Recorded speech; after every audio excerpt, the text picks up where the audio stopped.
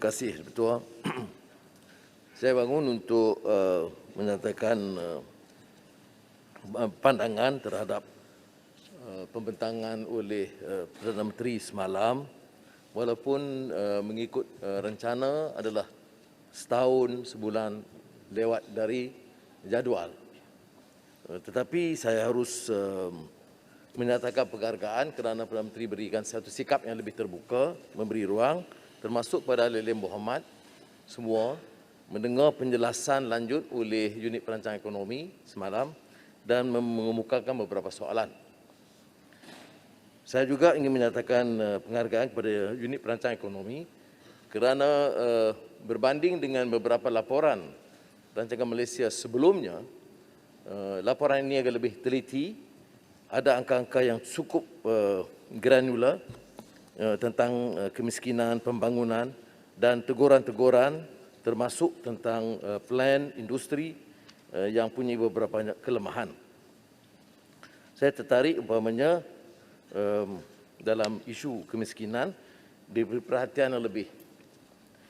Cuma seperti mana biasa kata T.S. Eliot, ya, between the idea and the reality, between the motion and the act, falls the shadow.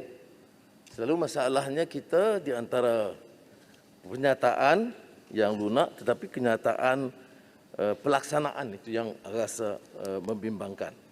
Jadi kalau kita menelurusi secara terperinci laporan, memberikan gambaran yang agak baik tentang keadaan semasa. Tetapi tidak menampakkan satu pendirian jelas bagaimana kita boleh bawa perubahan, menganjak paradigma, melihat kepada permasalahan yang sangat rumit sekarang ini. Saya juga akan sentuh beberapa angka yang saya ingat mengelirukan yang disebut dalam kenyataan Perdana Menteri, ya, yang harus diteliti semula oleh kementerian-kementerian, khususnya UPE. Umpamanya, ya, Perdana Menteri menyebut tentang harapan mendapat pendapatan isi rumah 2025 RM10,000 bagi setiap keluarga. Ya, bunyinya lunak, banyak orang akan senang, tetapi kalau kita ikut angka kemiskinan, angka pengangguran dan kadar pertumbuhan yang lembab sekurang-kurangnya untuk 1-2 tahun ini, kita bimbang, ya, kenyataan itu dianggap realistik atau tidak. Itu satu. Keduanya, angka purata ini yang banyak digunakan pakai oleh ahli ekonomi dan statistik itu juga mengelirukan. Ya. Dia boleh samakan purata di antara orang yang mencatat keuntungan berbilion ringgit dengan orang yang dapat RM500. Jadi dia ambil purata. Sebab itu saya lebih setuju bila unit perancang ekonomi menekankan secara granular keadaan kemiskinan ketara, ya, daripada membuat suatu rumusan secara menyeluruh. Ya. Berikutnya tentang kenyataan selain dari saya kata pengangguran, ialah kenyataan daripada KWSP mutakhir. Kebimbangan terhadap keselamatan persaraan rakyat Malaysia. Apabila 46% ahlinya berumur 55 tahun mempunyai simpanan kurang daripada RM10,000. Apakah orang yang dapat simpanan kurang daripada RM10,000 ini dalam 4 tahun itu akan naik secara mengejut? Jadi saya harap kenyataan seperti ini diberi perhatian yang lebih.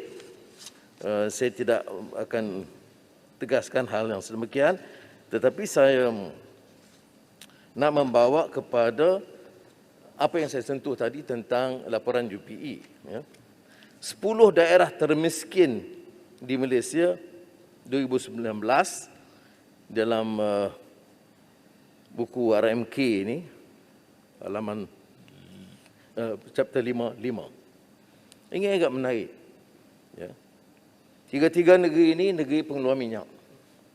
Tetapi disebut satu keadaan yang sangat membimbangkan, lodging di Kelantan, Pusa di Sarawak dan 8 daerah di Sabah. Kota Marudu, Kota Belud, Kudat, Pitas, Beluran, Telupit, Tonggot dan Nabawan. Dia terikat juga dengan pengabaian, kecuaian daripada pelaksanaan program, projek dari Kerajaan Persekutuan dan Kerajaan Negeri.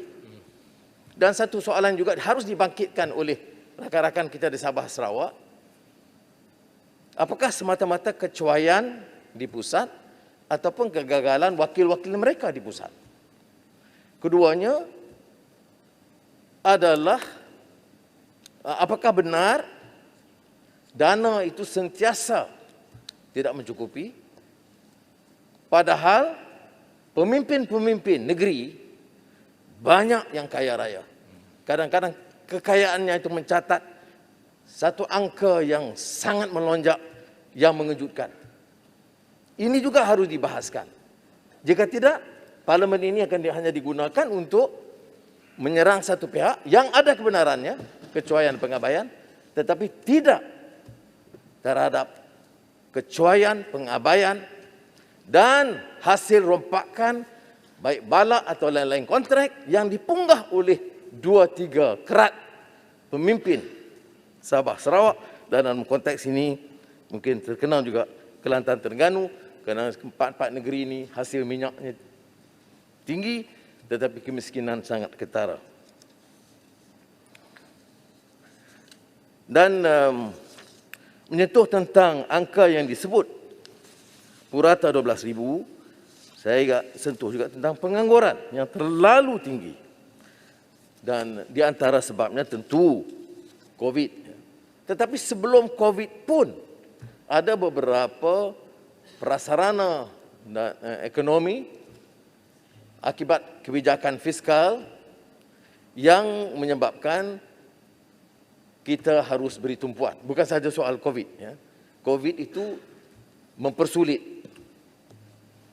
permasalahan. Tetapi jangan kita andaikan keadaan sudah lumayan sebelumnya. Kadar pengangguran belia mencatat peningkatan 13.7%. 344,000 orang Jun 2021. Dan lebih tinggi tentunya di kalangan yang lebih muda, 15 hingga 30 tahun,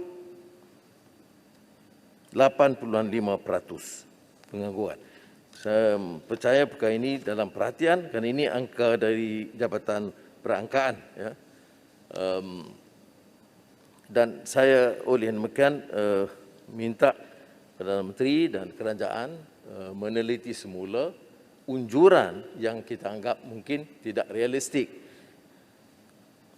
Kerana kalau kita lihat, sengaja saya cuba menyingkap semula pengalaman-pengalaman lalu dari umpamanya rancangan Malaysia, terutama rancangan Malaysia kedua yang diluncurkan oleh almarhum Tun Abdul Razak yang memberikan keadaan kemiskinan pertama kali menekankan permasalahan kemiskinan yang lebih realistik.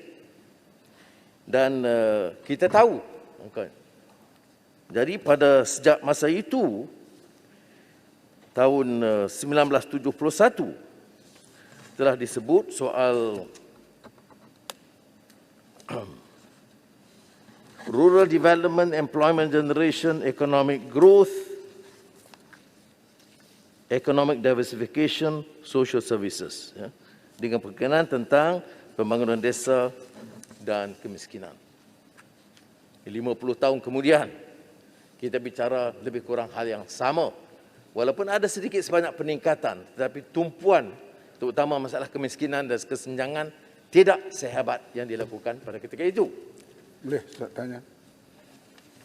Sebagai bekas Menteri Keuangan yang dianggap berjaya lah di zaman Menteri Keuangan dahulu, diberitahu pada kita bahawa satu keluarga akan dapat tak lama lagi 10,000 isi rumah. Satu angka yang menarik. Sekarang kadar upah didapati menurun sebelum COVID. Orang yang graduate engineer, kalau 10 tahun dulu swasta terutamanya memberi gaji di sekitar 3 hingga 4,000. Sekarang bawah daripada 2,000. Itu sektor swasta. 2 orang suami isteri kedua-duanya graduate mendapat upah tak sampai pun 4,000 sekarang ini. Dan sebelum pandemik ini. So bagaimana kita nak letakkan unjuran perkembangan ekonomi ini sedangkan upah semakin menurun. Bahkan di kalangan profesional kita sudah mula berhijrah di antaranya ke Indonesia untuk mendapat upah yang lebih tinggi. Jadi apakah yang dibentangkan itu sesuai dengan perkembangan dan realiti semasa? Terima kasih, Dr. Raja. Terima kasih. Seperti mana saya tekankan, terima kasih Tuan Raja, angka ini bagi saya harus dikaji semula. Kerana unjuran biasa mungkin, tetapi unjuran dalam keadaan kemelesetan ekonomi sekarang, saya fikir tidak berlaku begitu. Yang disebut oleh Kata Raja, pengangguran dan juga underemployment, dan juga kadang-kadang disebut umpamanya 3 jam 1 minggu, itu dianggap bekerja dalam kategori yang disebut dalam angka Jabatan Statistik, tetapi tentu tidak cukup untuk menyara kehidupan keluarga. Satu hal yang saya nak sebut tentang rancangan Malaysia ini adalah rancangan Malaysia ke-9 yang dibentangkan oleh Tun Abdullah Badawi yang menekankan tentang value chain, human capital, socio-economic inequities. Socio-economic inequities itu kesenjangan yang berlaku di antara golongan kaya dan miskin itu ditentuh hampir tiap tahun, tetapi kesannya jumlah pengangguran, jumlah kemiskinan, kesenjangan, terutama kesenjangan lebih ketara, sama ada di kalangan sama etnik, Melayu kaya dengan Melayu miskin atau inter-etnik. Pada tahun 2006, tak kala rancangan Malaysia ke-9, ditekankan tentang institutional reform. Agak ke depan sedikit. Tetapi bila lihat setelah 2, 3, 4 tahun, tidak berhasil. Ada dibentuk SPRM dan sebagainya, tapi kesannya tidak berlaku. Itu yang membimbangkan saya dan saya rasa bertanggungjawab mengemukakan kerana Menteri Ekonomi tahu kita boleh kumpulkan laporan Davos, laporan Bank Dunia dan kita boleh belanja bilion ringgit untuk consultants. Saya difahamkan 5-6 tahun dulu sudah belanja 1.8 bilion. Jadi saya nak tanya, lebih 2 bilion ringgit diberikan kepada konsultan untuk menyiapkan buku rancangan Malaysia ke-12 ini. Mungkin sebahagiannya kita boleh guna pakai, tapi saya masih yakin maklumat dan perancangan dalam negara boleh dan mampu dikendali oleh kepakaran dalam negara kerana mereka lebih faham masalah dalam negara. Siapa yang boleh faham masalah kemiskinan dan kesenjangan dalam negara Malaysia? Bukan pakar-pakar konsultan luar. Terima kasih. Port Dickson, Datuk Speaker, saya mohon mencelah mengenai pendidikan dan kemiskinan. Perdana Menteri menyebut semalam bahawa beliau adalah anak penoreh getah. Sekarang beliau Perdana Menteri dan ia menunjukkan pendidikan menyamaratakan. Dalam Dewan ini ada anak Perdana Menteri, ahli Parlimen Port Dickson, anak wakil rakyat. Tahun 86, tahun 91 Port Dickson jadi Menteri Pendidikan. Tahun 91-98 Port Dickson jadi Menteri Keuangan. Jadi pada ketika itu bagaimana cara Port Dickson untuk membasmi kemiskinan melalui pendidikan ini? Dan adakah sebagaimana yang saya sebut dalam soalan semalam ketika dialog, berlaku keciciran suku juta orang, 400,000 orang ambil SPM, 150,000 pergi IPTA, IPTS, TVET, tetapi ada 250,000 yang tidak ke mana dan tercicir. Apa pandangan Port Dickson tentang perkara itu? Bagaimana pendidikan boleh menyamaratakan dan bagaimana yang tercicir itu boleh kita ambil semula dalam bentuk-bentuk yang tertentu supaya mereka tidak menjadi kumpulan B40. Terima kasih. Terima kasih, Puan Tian. Terima kasih, Puan Tian. Kalau kita telurusi sekali lagi, istilah transformasi dalam buku ini dan kaitannya, itu disebut 223 kali dalam buku 500 muka ini. Maknanya, dari sudut seolah-olah ada kesungguhan transform sistem yang lemah untuk kebaikan. Dan ini terkait dengan apa yang disebut oleh YB Pontian. Saya teliti, Yang Mohd pengusi. Apa perubahan yang mendadak? Pendidikan masih sama, cuma kemudahan tambahan. Tidak ada umpamanya nak gabung kementerian-kementerian, fokus tentang mutu pendidikan, pastikan anak-anak yang di desa, miskin bandar itu diberi perhatian, pasti kemudahan itu dan kemudahan asas itu disamakan. Kalau yang Mohd tanya umpamanya semasa saya itu pertama Menteri Keuangan, itu tumpuan, itu lonjakan itu sudah boleh lihat dalam rekod. Walaupun tidak mampu menyelesaikan semua dalam beberapa tahun.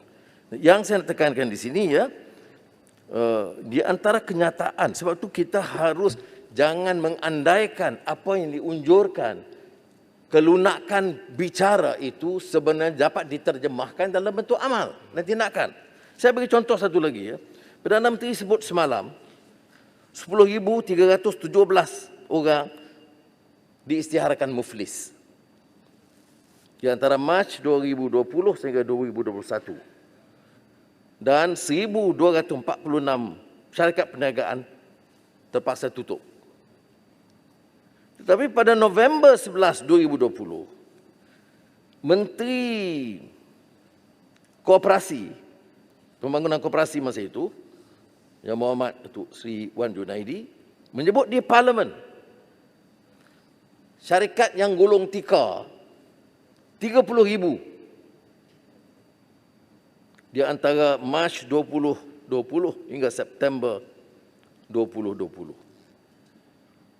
Dan kita dengar estimate daripada IKS, Persatuan SME, 500,000 SME yang tertekan untuk tutup. Jadi sekali lagi kenyataan ini yang dibuat oleh Perdana Menteri itu harus dikaji semula, diberi penjelasan kerana bercanggah dengan kenyataan Menteri dan bercanggah dengan kenyataan yang ada, termasuk daripada laporan SME. Yang Berhormat Pak Dickson. Sila, saya paringkan. Okey. Terima kasih Yang Berhormat Pak Dickson. Terima kasih Tuan Ketua. Saya tertarik dengan apa yang ditimbulkan oleh Pontian berkaitan yang beliau katakan sebagai golongan cicir. Sebenarnya bukan golongan cicir. Mereka yang tidak masuk tertiary education tidak semestinya cicir. Namun, kecanaan tersebut perlu diberikan perhatian dan perlu kita rujuk kepada bab 10 di RMK 12 ni. Saya agak tertarik. Sebelum ini, Yang Berhormat Pak Dickson telah timbulkan ketika perbahasan titah diraja dan juga ketika bertanyakan kepada Menteri Kerja, iaitu berkaitan TVET, yang mana TVET sebenarnya boleh menjadi game changer untuk merubah keadaan, mengangkat ekonomi golongan B50 pada waktu ini dan juga mereka yang tidak dapat meneruskan kepada pendidikan tertiary.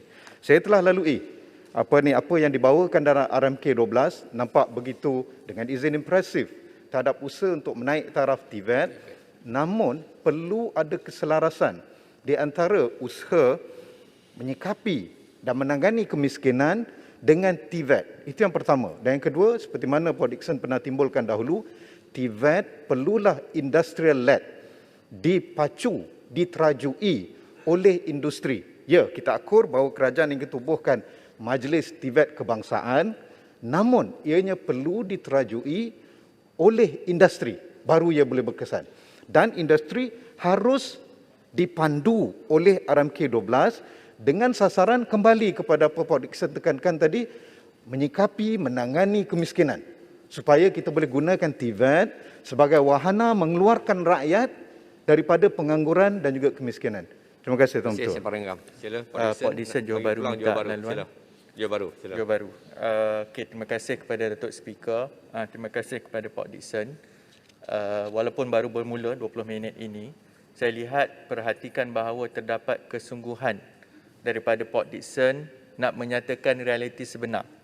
Sebab kita kena akui, kita nak bekerjasama, kita nak sebenarnya memulihkan keadaan negara ketika ini.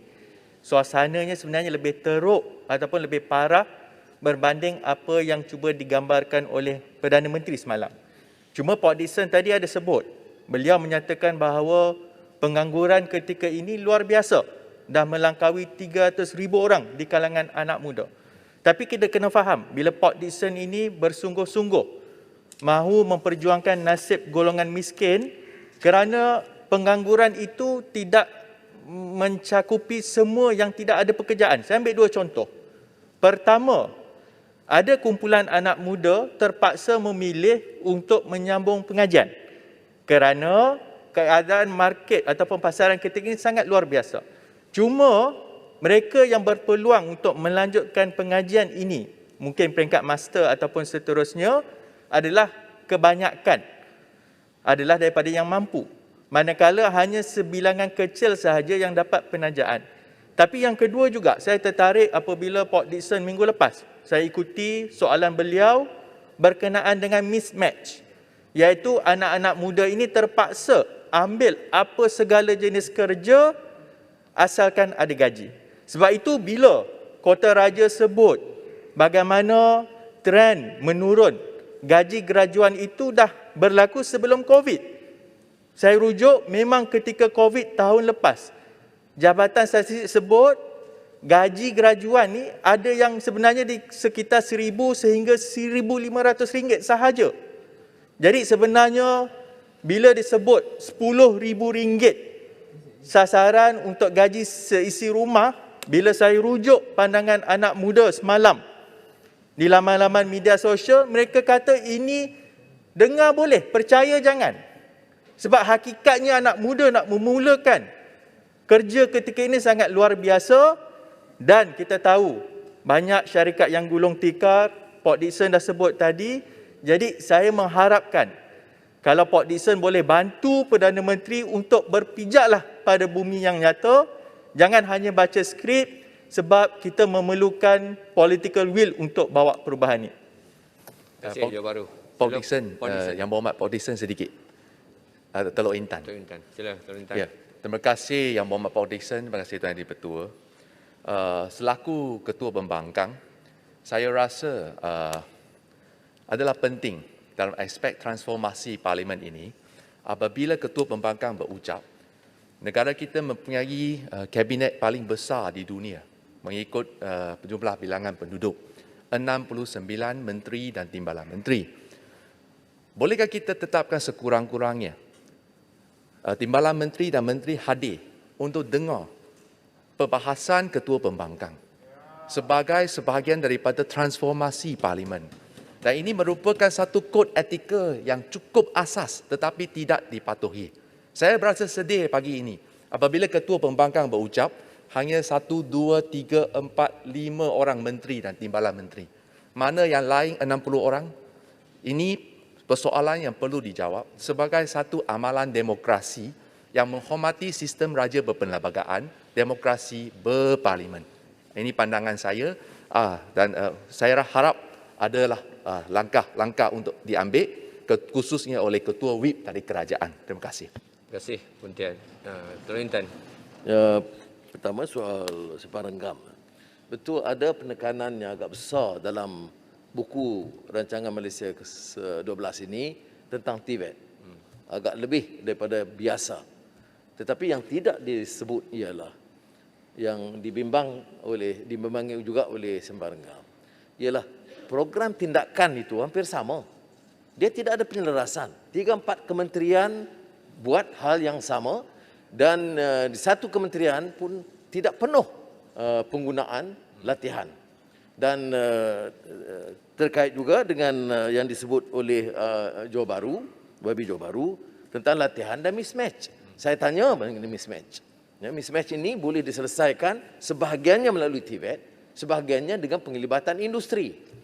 Disebut dari segi umum dalam rancangan Malaysia ke-12, tapi saya tidak fikir ada transformasi yang dia telah disebut sebanyak 223 kali. Ya. Teluk Intan beri peringatan yang baiklah. Saya semasa saya Menteri Kewangan, on record, setiap kali Ketua Pembangkang berucap, saya akan hadir di depan dengar sampai habis. Ya. Walaupun sakit telinga Tuhan yang tahu. Kerana masa itu saya bikin siang. Ya. Tapi ini etika parlimen.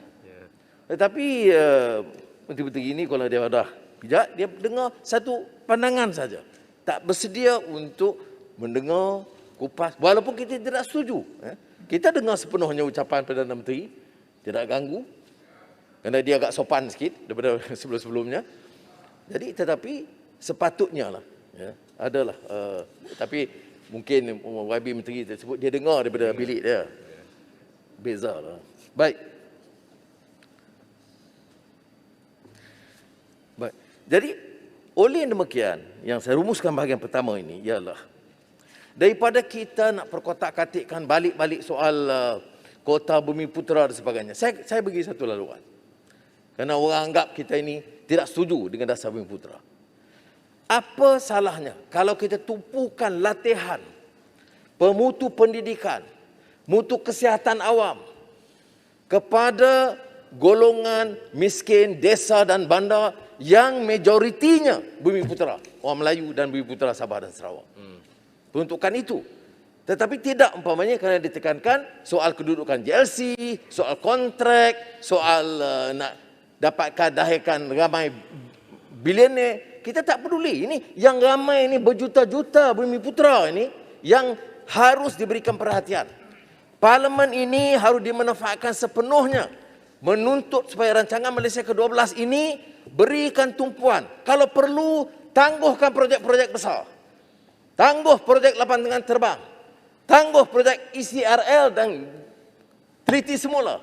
MRT 3. Apa faedah kita nak teruskan dalam keadaan orang kelaparan, menganggur, tak cukup makan, tak cukup mutu pendidikan ada sekarang. Sebelum next Dan minute, ini tanya. yang disebut Yang Hormat Menteri sebagai pengurusi sebagai transformasi.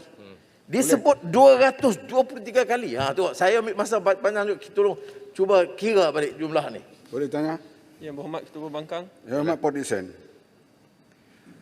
Tak ada, saya dengarlah secara teliti soal imbuhan atau kenaikan gaji. Misalnya, anggota polis. Dia mula saja bekerja di Kuala Lumpur, dia sudah masuk B40, golongan termiskin. Sebab gaji minimum mereka, constable ni, RM1,014. Campur dengan allowance, 580, lebih kurang mereka dapat 1,500. Jadi bermula saja kerja di Lembah Kelang ini, seorang anggota polis itu bertaraf miskin. Kenapa wang yang ada ni tak digunakan untuk melepaskan mereka daripada belenggu kemiskinan ini? Kenapa banyakkan menteri bertaraf menteri, itu bertaraf menteri, nanti belah sana semua bertaraf menteri? Ini ada lagi ni. Ada lagi yang disebut-sebut akan jadi bertaraf menteri tak lama lagi. Kalau Ketua Pembangkang bertaraf itu dah lama di Australia, di negara lain buat. Kita saja ketinggalan, masih jakun. Tapi ini kita nampak, artinya anggota polis, masuklah tentera, mula saja bekerja di Lembah Kelang, mereka sudah jadi orang miskin. Bagaimana pandangan bekas Menteri Keuangan? Yang Berhormat Port Dickson. Yang Mohd Izin laluan. Yang Berhormat Port Dickson. Saya agak muskil dengan jalan penyelesaian kerajaan untuk membantu golongan Bumi Putera, iaitu dengan mengambil equity daripada golongan non-Bumi Putera atau memaksa 51% equity kepada golongan Bumi Putera dalam syarikat-syarikat freight, atau semalam diumumkan juga di mana penjualan aset-aset GLC ataupun equity GLC hanya kepada golongan Bumi Putera saja. Saya muskil kerana 3 perkara. Pertama, bagaimana dasar ini akan membantu golongan susah di Malaysia? Bagaimana ia akan membantu nelayan di Tanjung Piai? Bagaimana dasar ini akan membantu petani di Alostar atau Jelun? Bagaimana ia akan membantu peniaga-peniaga kecil di Muar? Realitinya, kalau kita lihat dasar ini, ia populis tetapi tidak sama sekali membantu golongan Melayu yang susah. Agak sama dengan dasar yang dikenalkan pada tahun 2016-2017, apabila loyat dilihat dikuasai oleh satu bangsa, mereka menumbuhkan loyat versi Melayu yang dikenali sebagai digital mara. Tapi lihat impaknya pada hari ini. Banyak digital MARA dah tutup. Ya? Syarikat gulung tikar. Yang susah siapa? MARA, walhal wang tersebut boleh diperuntukkan untuk membantu anak-anak Melayu miskin dapat beasiswa dan hantar mereka ke luar negara, datang balik berkhidmat dan berbakti kepada negara. Itu kerisauan saya pertama. Yang kedua kerisauan saya, jikalau kita bincangkan isu GLC, agensi, jual harta dan equity, ini hanya akan membantu kroni dan golongan elit. Kita lihat Perikatan Nasional dan diteruskan oleh kerajaan ini, lantikan-lantikan politik dalam GLC dan GLIC. Contoh, bekas pengerusi prasarana, ya, dilucutkan sendiri oleh Menteri Kewangan, ya, di mana kontrak-kontrak ataupun bantuan diberikan kepada syarikat yang melibatkan keluarganya. So kalau dasar ini diteruskan, siapa yang akan dapat nikmatnya? Kroni, keluarga ataupun rakyat yang susah? Itu perkara yang sangat tidak adil. Itu yang kedua. Dan yang terakhir, kerisauan saya, mana keadilan untuk golongan non-Bumi Putra juga? Kerana pengecualian dasar pro Bumi Putra ini diberikan kepada syarikat-syarikat asing. Semalam kita dengar ucapan Yang Amat Berhormat Perdana Menteri. Dia sendiri akui bahawa equity yang dipegang oleh non-Malaysians, ia adalah 45.5%. Ya? Tetapi jalan penyelesaian, ambil equity daripada non-bumi Malaysians, ya, dan berikan kepada bumi. Where is the fairness? Kita lebih pentingkan, ya, lebih pentingkan warga negara asing dan our very own Malaysians hanya sebab mereka tidak dilahirkan bangsa Melayu dan beragama Islam. Jalan ke hadapan, it's not the easy way out. Beri equity yang kaya bilioner dapat. The best way forward is capacity building. Nak tolong orang Melayu, tolong peniaga-peniaga kecil, bantu capacity building, berikan anak-anak muda yang miskin beasiswa, kualiti pekerjaan. Bukan if this easy way out. Saya berharap bahawa Ketua Pembangkang dapat mendesak kerajaan, do not find this coward way out, kerana ia menyakiti rakyat Malaysia dan pembangunan Malaysia secara keseluruhan. Yang di-Pertua, pendek saja. Terima kasih semua. Terima kasih Port Dickson. Soalan saya ialah, saya tahu bahawa Port Dickson telah lama memperjuangkan isu ini, termasuk dalam membentangkan agenda ekonomi Malaysia. Adakah Port Dickson setuju bahawa pendekatan yang fokus kepada ekuiti Bumi Putra ini berasaskan andaian dan modal lama yang telah lama dicuba oleh kerajaan sebelum ini dan tidak berjaya dicapai, dan kita lihat sendiri kesenjangan di kalangan Bumi Putra. Tadi Port Dickson sebut tentang KWSP, tetapi kita boleh tengok juga Gini coefficient dalam ASB dan tabung haji yang kesemuanya sama ada Bumi Putra ataupun Melayu Islam, yang menunjukkan jurang yang sangat besar antara majoriti pencarum dan golongan elit. Jadi bukankah, ya, sebagaimana ada disebut, fokus untuk membina dari bawah, capacity building, lebih adil, dan juga kita mahu, kita ada sebenarnya banyak usahawan Bumi Putra, lebih adil untuk mereka dapat menjual ataupun memilih strategi sendiri di dalam perniagaan dan dibantu dengan positif dan bukan pendekatan yang lapuk seperti ini. Sila Pak Dickson terus. Kota Raja tentang gaji. Kalau kita sebut paras kemiskinan dan kalau anggota kerajaan, ya, pejabat awam itu tak diberikan gaji minima setara, itu persoalan yang harus kita selesaikan. Bagaimana kita boleh minta swasta untuk menghormati prinsip atau melaksanakan dasar yang sama? Jadi saya setuju bahawa kalau hidup di Lembah Kelang dengan gaji yang ditetapkan sekarang ini, bagi kalangan yang miskin, itu memang membebankan mereka dan menimbulkan banyak masalah-masalah lain. Mua menjelaskan tentang equity. Saya tidak mahu pertikai usaha untuk meningkatkan upaya Bumi Putra dalam semua lapangan. Tetapi kita harus juga tekankan, ya, pendekatan ini pendekatan 1971. Kejayaannya apa? Kejayaannya hanya social mobility yang Pontian sentuh sebut awal tadi, iaitu anak miskin diberi peluang masuk belajar, dapat peluang pendidikan. Mobiliti sosial berlaku kerana dasar yang memihak, membantu golongan yang lebih susah, termasuk majoriti Melayu, yang disebut affirmative action. Tetapi yang kedua ini, soal equity dan sebagainya. Kalau kita lihat dalam kenyataan yang berlaku dalam sejarah, itu banyak memberikan faedah kepada beberapa syarikat keluarga dan kroni. Tak dapat dinafikan. Ya. Apakah orang yang susah, yang menganggur sekarang, termasuk majoritinya anak-anak Melayu, itu akan senang kalau 2-3 syarikat diberikan ganjaran, apatah lagi, lebih-lebih lagi kalau syarikat itu pula menimbulkan banyak masalah, kerugian. Pengalaman kita beri kepada syarikat Bumiputera, kemudian membebankan kita. Saya akan sebut di sini tentang peranan bank, pembangunan bank Islam dan sebelumnya bank Bumiputera. Ya. Jadi kita kena belajar dari pengalaman itu. Harus ada pendekatan baru, Yang Berhormat Menteri. Jangan kita ikut kaedah lama.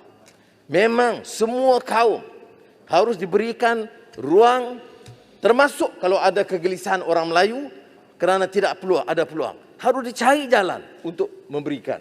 Tetapi apa pendekatan yang ada sekarang ini, ada 2 ketimpangannya.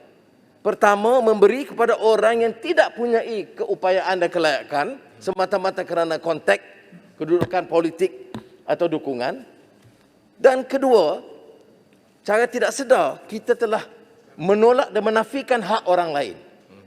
Saya masih ingat lagi, saya pimpinan mahasiswa masa itu, dalam dialog dengan Tun Razak di Sri Taman, dia sebut kita akan buat apa saja yang mungkin untuk membantu orang-orang Melayu di Bumiputera naikkan darjat mereka dalam bidang pendidikan dan perniagaan.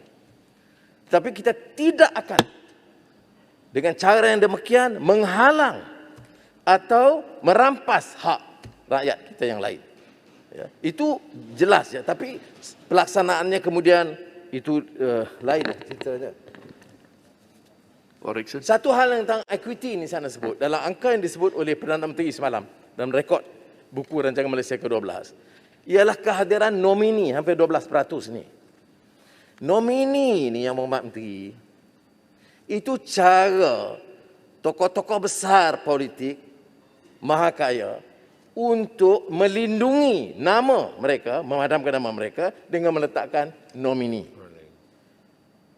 Jadi, apakah wajar bagi orang yang ada kepentingan dalam kerajaan, GLC, GIC, yang membuat keputusan, kemudian mengizinkan nama nomini supaya menghilangkan nama mereka dan keluarga mereka daripada jumlah ini? Ini harus ada penjelasan yang teliti.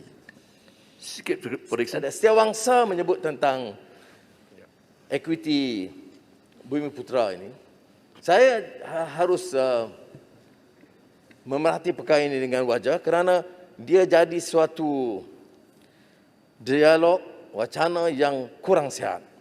Dan satu pihak mesti menekankan kehadiran Bumiputera, termasuk cara equity, termasuk mempertahankan kerusakan yang lalu, dan satu pihak pula yang menafikan sama sekali seolah-olah ini akan mengorbankan kepentingan negara. Saya rasa harus ada pendekatan dan jalan tengah. Yang kita minta ini tidak ada Bumiputera atau bukan Bumiputera yang akan mempertikai peruntukan besar dalam bidang pendidikan, kesihatan awam. Walaupun bila kita berikan pendudukan besar, sekolah, bandar dan miskin bandar dan desa dan pedalaman Sabah Sarawak, ia akan menguntungkan Bumiputera dan Melayu. Tidak ada orang yang berani mempertikai, dan kalau kita bertikai, kita lawan mereka. Tetapi masalahnya ialah bila keuntungan itu atas nama kaum dipunggah, seperti mana komisen ataupun potongan untuk perumahan, ya, Bumiputera. Saya katakan, guna wang itu bina rumah kos rendah, rumah awam. Walaupun majoritinya Melayu yang dapat, kita boleh terima. Tapi mengapa berikan potongan setengah juta, 1 juta kepada Melayu yang kaya? Beli apartmen harga 2 juta atau 5 juta, tapi ada potongan Bumiputera. Ini politik apa begini? Tidak mengesabah. Menggunakan kuasa kerajaan membantu golongan kaya kita gunakan kuasa kerajaan untuk membantu golongan miskin. Itu boleh dibenarkan. Tak, Kuala Selangor je. Sila Kuala Selangor. Kuala Selangor. Pak Disan. Terima kasih. Korreksen, saya Kuala Selangor tu. menjelas sedikit saja. Ya, kita masih lagi setelah rancangan Malaysia ke-12, masih lagi berbicara tentang isu dan polemik yang telah kita lalui untuk sekian lama. Ya, masih lagi kita berbicara hal yang sama, ya, pelakon yang berbeza, tetapi terperangkap dalam perilaku dan tingkah laku yang akhirnya memangsakan kaum yang kononnya kita perjuangkan. Ya, Periksan, saya ingin tanya. Saya terpaksa tanya apa yang dikatakan sebagai gajah dalam bilik ini. The elephant in the room dengan izin. Ya, disebutkan juga oleh Perdana Menteri. Ya, dan saya mendapat, saya hanya sekadar untuk menyampaikan pandangan-pandangan kawan-kawan, corporate, kawan-kawan business community Melayu khususnya, menyebutkan bahawa apabila Perdana Menteri dengan izin menyebutkan only Bumiputras will be able to buy Bumiputra shares and firms, kata Perdana Menteri. Lantas mereka mengantar WhatsApp kepada saya. This is the most, ya, yang diistilahkan adalah this is the worst, ya, the worst policy. They said in this, if nampak macam a good idea, but if killing the Bumi companies economically is the intention, this is a sure way. It is suicidal. Dan satu lagi memberikan pandangan bahawa, we have to, this is the worst decision. So, Production, perkara ini perlu kita wacanakan. Nampak semacam membantu tetapi membunuh. Itulah perkara yang saya ingin sampaikan. Terima kasih, Production. Satu lagi, maaf, Production. Mungkin saya menunggu tadi, Production tidak menyebutkan tentang RM10,000, ya, household, pendapatan itu. Dengan dalam keadaan Perdana Menteri sendiri mengakui beberapa hari yang lalu, 580,000 keluarga, ya, yang telah, yang telah terkeluar daripada menengah 40, M40, dan jatuh kepada golongan B40. Dalam keadaan begitu juga, ya, dalam keadaan itu, Perdana Menteri bercakap tentang memacu 10,000 RM pendapatan sebulan household isi rumah. Apakah ia satu yang menasabah? Itu saya tinggalkan kepada Pak Disan. Terima kasih. Pak Disan, mohon Pak Bunta laluan. Tuaran, saya bagi tuaran dulu sebab dia Tuaran telah dan bangun dulu. kemudian Pak Bunta sikit. Baik. Okey. Masih. Terima kasih. Muhammad Bapak Dixon, saya mohon bincanglah sedikit. Soal equity Bumiputra ini dan penyertaan Bumiputra dalam perdagangan dan industri. Ya, saya bersetuju sudah sekian lama dibincang dan sebagainya. Tetapi kita tidak melihat dari segi pencapaian kita. Rancangan Malaysia ke-8 kalau saya lihat dia untuk kemakmuran. Cerita pasal bagaimana kita kembangkan ekonomi. Tapi kalau kita lihat pencapaian kita daripada dulu tahun 1970 sampai sekarang, pada ketika Malaysia dibentuk, GDP per kapita kita baru lebih kurang $300 per kapita. Hari ini Malaysia baru naik $10,000. Singapura pula pada ketika itu baru lebih kurang $900. Hari ini Singapura sudah $65,000. Begitu besar. Ekonomi sudah berkembang. Dan kemiskinan pun memang sudah terhapus. Tapi bagi kita, ekonomi tidak berkembang. Sabah sebagai contoh GDP baru $5,000. Lepas itu kita berebut. Kita ambil dan sebagainya. Kenapakah tidak ditumpukan dalam hal-hal bagaimana kita menarik pelaburan supaya ekonomi boleh berkembang. Sabah sebagai contoh, saya tiap-tiap kali rancangan Malaysia ini disebut. Ini untuk Sabah, ini untuk sebut. Tapi kali ini, hari ini kita bercerita digital, yes, terima kasihlah. Ada mobilian yang untuk digital ini. Tapi ada satu perkara juga yang sangat penting untuk menarik pelaburan, hal bekalan air. Tidak disebut sini langsung. Adakah yang bersetuju bahawa walaupun kita ada destinasi pelaburan, contohnya KKIP di Kota Kinabalu, POS di Lahadatu, tapi adakah kerajaan sedar? Pihak IPU sedar? Bekalan air pun dihantar dengan lori. di POIC Lahadatul. This is an investment destination. Pakai lori. Dan oleh sebab itu, bagaimana kita menarik pelabur? Bagaimana, how do we expand the economy? Jika perkara ini tidak dilihat, dan saya lihat bila ada engagement di antara IPU dan pihak Kerajaan Negeri Sabah, saya tidak tahu. Hal bekalan air ini telah disebutkan tidak, sebab tidak disebut langsung dalam dokumen. Terima kasih. Pak Bunta, saya mohon mencelah kerana isu ini sangat relevan, Pak Disan, Tuan Speaker. Apabila kita membicara tentang soal Bumi Putra, saya merujuk kepada satu GLC yang 100% orang Islam yang menjalankan aktiviti perniagaan dan kebajikan yang kita namakan sebagai tabung haji.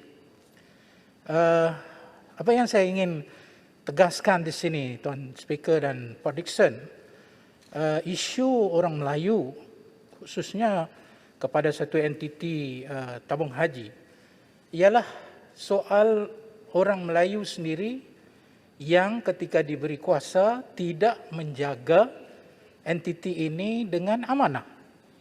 Dan kerana itu apabila diberikan peluang kepada kita Pakatan Harapan, kita telah berjaya memulihkan tabung haji daripada ketidakpatuhan undang-undang dan juga isu governance yang sangat-sangat merugikan dan merosakkan satu entiti yang terhormat ini.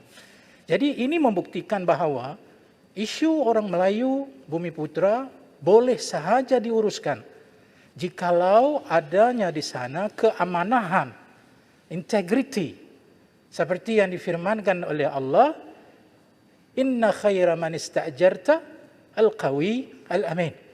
Sebaik orang yang kau beri amanah adalah Al-Qawi yang berkelayakan dan Al-Amin yang beramanah. Dan kita, Speaker dan juga Podisan, saya minta dirakamkan di sini, selama 2 tahun telah berjaya membuktikan inilah isu orang Melayu apabila tidak ada integriti dan tidak ada amanah, dan dia dibuktikan dengan laporan audit 2019 baru-baru ini. Baik, Bunta. Terima kasih, Pak Isan. Baik. Sebenarnya dalam penyampaian saya nanti, saya akan juga bangkitkan tentang pengalaman kita pengurusan. Kalau seperti mana disebut oleh Tuaran, Sabah, Sarawak, kita mulakan dengan basic necessities. Ya. Tak menusabah sekian lama bicara soal beratus-ratus bilion, tetapi masalah air, prasarana asas pun belum selesai. Ya. Jadi saya fikir dengan rasa simpati kepada Tuaran, kalau kata ada komitmen, ya, yang Bapak Menteri bagi tahu komitmen EPU, we will start and do whatever it takes to finish this job. Dia boleh selesai. Ya, pada nak pertahan ICRL, sebab ICRL ini 80 bilion ringgit. Sebelum selesai 100 bilion ringgit. Dalam keadaan kita tidak ada wang. Oh, dia kata tak bayar sekarang. Siapa yang nak bayar? Anak muda nanti akan bayar. 100 bilion yang harus dibayar bila Podisan 7 tahun. Speaker angguk ya, tapi kenapa dia lari pergi belah sana? Tak apa, itu soalan tidak itu sampingan. Itu cerita lain. Itu yang disebut ICRL. 100 bilion ringgit. Kalau betul kita nak jana pertumbuhan ekonomi, gunakan wang itu dalam prasarana sekolah, tingkatkan mutu sekolah. Saya sekolah baru dapat dari satu sekolah Johor. Saya baru nak tulis kepada Yang Bapak Menteri. Terlalu daif. Sekolah yang lama,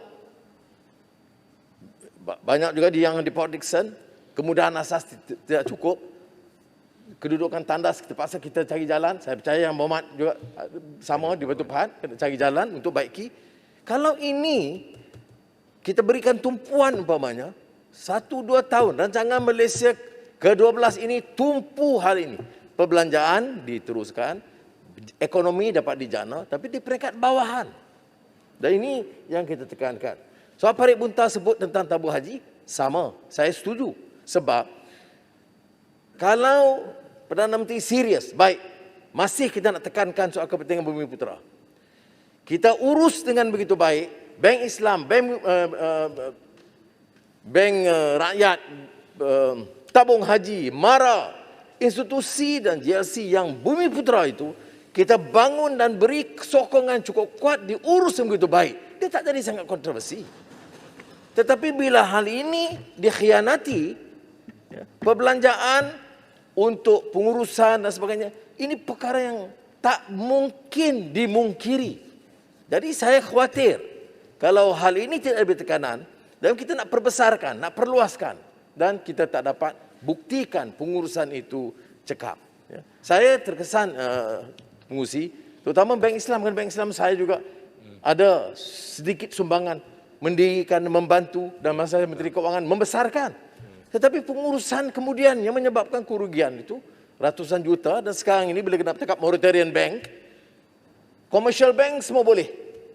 Tapi bank-bank yang di bawah kelolaan kerajaan termasuk yang dijaga, dikawal oleh Bumiputera, lingkup semua atau tak mampu nak berikan kemudahan itu kerana tanggungan besar. Bank Islam sekarang dia punya tabung haji dan kalau dia terheret rugi, dia kesam pula tabung haji, jadi problematik bagi kita.